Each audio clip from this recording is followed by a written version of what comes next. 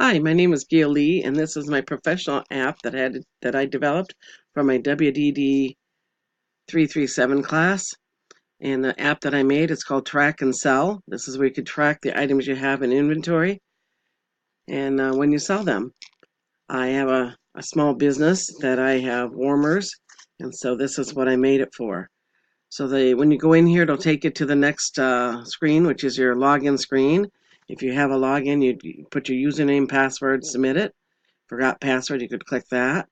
Could also log in with Facebook or Google.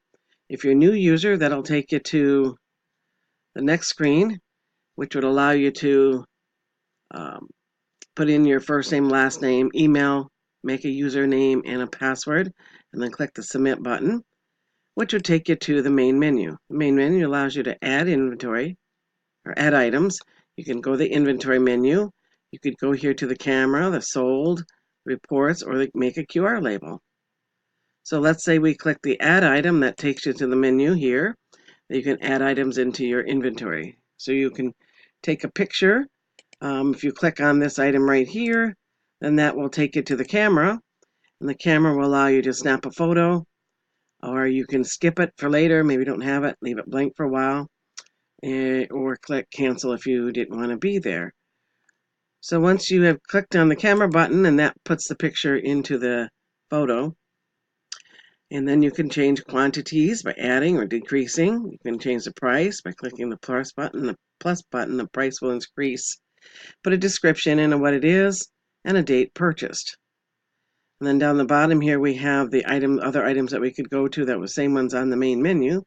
So if we click on this inventory, that will take me to the inventory list and show me what's there. If the item's been sold, I can actually click here, drop down and choose the picture or the item that I want to have sold and move that to the inventory sold report. So that would be this one. I'm sorry, this one with the $sign on it. This report here allows me to go into the items here that are in a report, and it shows the items that are listed. 2 are in this report, 2 items here, one here.